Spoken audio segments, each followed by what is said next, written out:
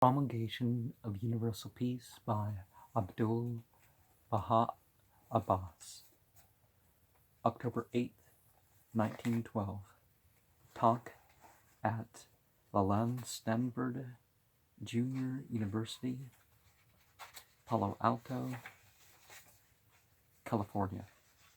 Notes by Vijay Strown.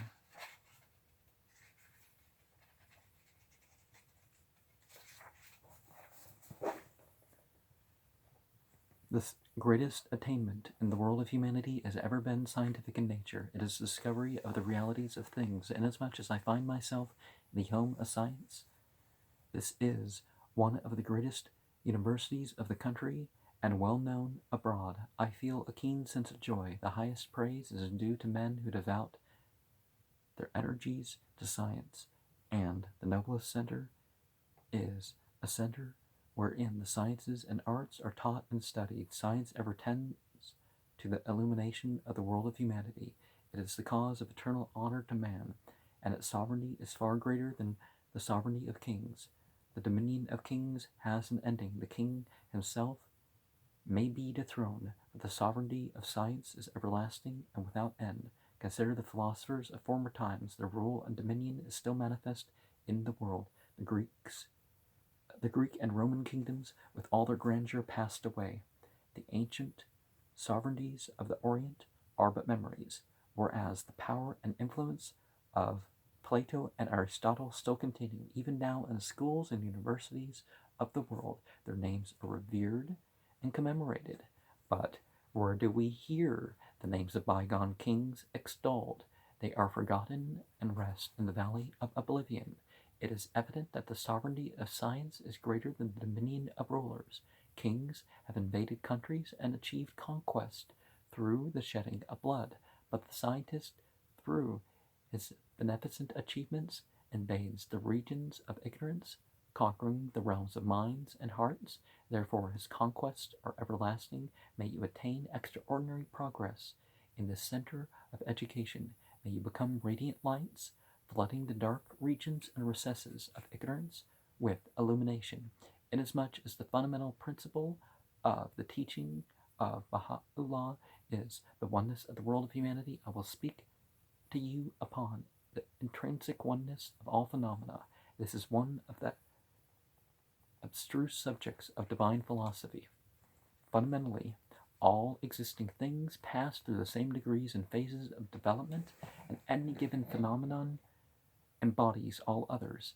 An ancient statement of the Arabian philosophers declares that all things are involved in all things. It is evident that each material organism is an aggregate expression of single and simple elements, and a given cellular element or atom has its coursings or journeyings through various and myriad stages of life. For example, we will say that the cellular elements which have entered into the composition of a human organism were at one time a component part of the animal kingdom. At another time, they entered into the composition of the vegetable, and prior to that, they existed in the kingdom of the mineral. They have been subject to transference from one condition of life to another, passing through various forms and phases, exercising in each existence special functions. Their journeyings through material phenomena are continuous. Therefore, each phenomenon is the expression and degree of all other phenomena. The difference is one successive transference and the period of time involved in the evolutionary process. For example, it has taken a certain length of time for the cellular element in my hand to pass through the various periods of metabolism. At one period, it was in the mineral kingdom, subject to changes and transferences in the mineral state. It was transferred to the vegetable kingdom, where it entered into different grades and stations. Afterward, it reached the animal plane, appearing in forms of animal organisms, until finally its transferences and coursings. In its transferences and coursings, it attained to the kingdom of man. Later on, it will revert its primordial elemental state in the mineral kingdom, being subject, as it were, to infinite journeyings from one degree of existence to another, passing through every stage of being and life. Whenever it appears in any distinct form or image, it has opportunities, virtues, and functions.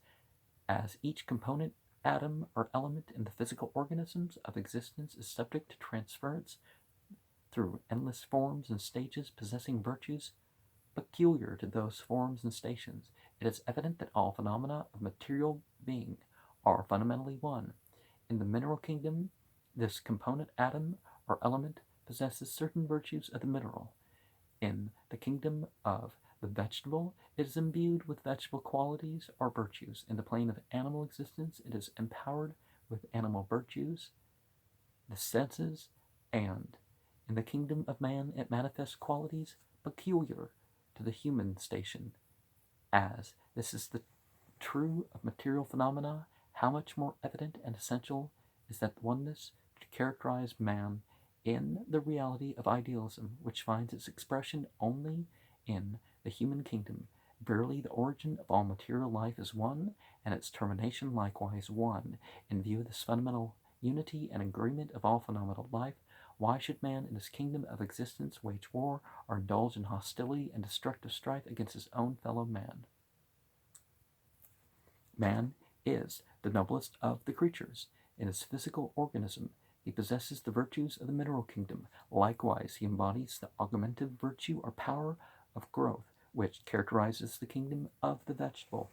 Furthermore, in his degree of physical existence, he is qualified with functions and powers peculiar to the animal, beyond which lies the range of his distinctive human mental and spiritual endowment. Considering this wonderful unity of the kingdoms of existence and their embodiment in the highest and noblest creature, why should man be at variance and in conflict with man? It is fitting and justifiable that he should be at war when harmony and interdependence characterize the kingdoms of the phenomenal life below him. The elements and lower kingdoms are synchronized in the great plan of life. Shall man, infinitely above them in degree, be antagonistic and a destroyer of that perfection? God forbid such a condition. From the fellowship and commingling of the elemental atoms, life results. In their harmony and blending, there is a newness of existence. It is radiance, completeness, it is consummation, it is life itself. Just now, the physical energies and natural forces which come under our immediate observation are all at peace. The sun is at peace with earth upon which it shines. The soft breathing winds are at peace with the trees. All the elements are in harmony and equilibrium. A slight disturbance and discord among them might bring another San Francisco earthquake and fire, a physical clash, a little quarreling among the elements, as it were, and a violent cataclysm of natural results. This happens in the mineral kingdom. Consider then the effect of discord and conflict in the kingdom of man, so superior to the realm of inanimate existence. How great the attendant catastrophe, especially when we realize that man is endowed by God with mind and intellect. Verily, man is the supreme gift of God. Verily, intellect is the effulgence of God. This is manifest and self-evident. For all created things except man are subjects or captives of nature. They cannot deviate in the slightest degree from nature's law and control. Well, that means that a lot of humanity is not as good because they rebel against what they were created upon, wouldn't it? The colossal sun, center of our planetary system, is nature's captive, incapable of the least variance from the law of command. All the orbs and luminaries in this illimitable universe are likewise obedient to nature's regulation. Our planet, the Earth, acknowledges nature's omnipresent sovereignty. The kingdoms of the mineral, vegetable, and animal respond to nature's will and fiat of control. The great bulky elephant, with its massive strength, has no power to disobey the restrictions nature has laid upon him. But man, weak and diminutive in comparison, empowered by mind, which is an effulgence of divinity itself, can resist nature's control and apply natural laws to his own uses. Well, if you're using natural law, then, again, not only does there have to be natural lawgiver, but you're being in accord with nature, aren't you?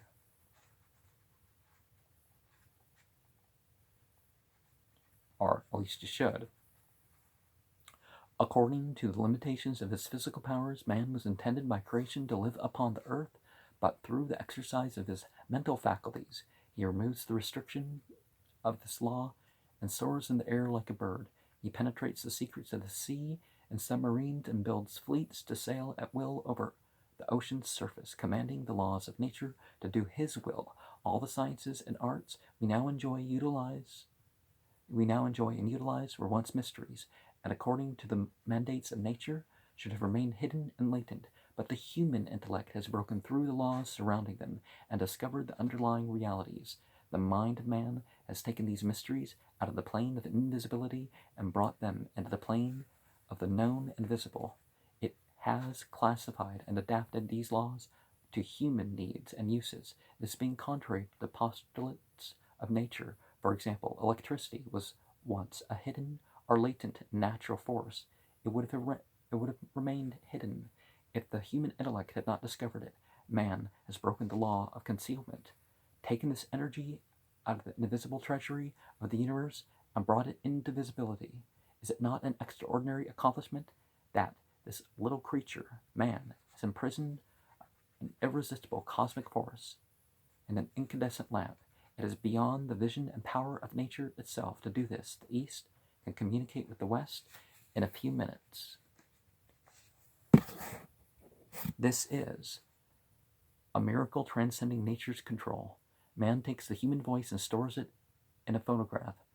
The voice naturally should be free and transient according to the law and phenomenon of sound.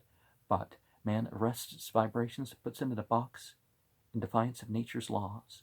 All human discoveries were once secrets and mysteries sealed up and stored in the bosom of the material universe.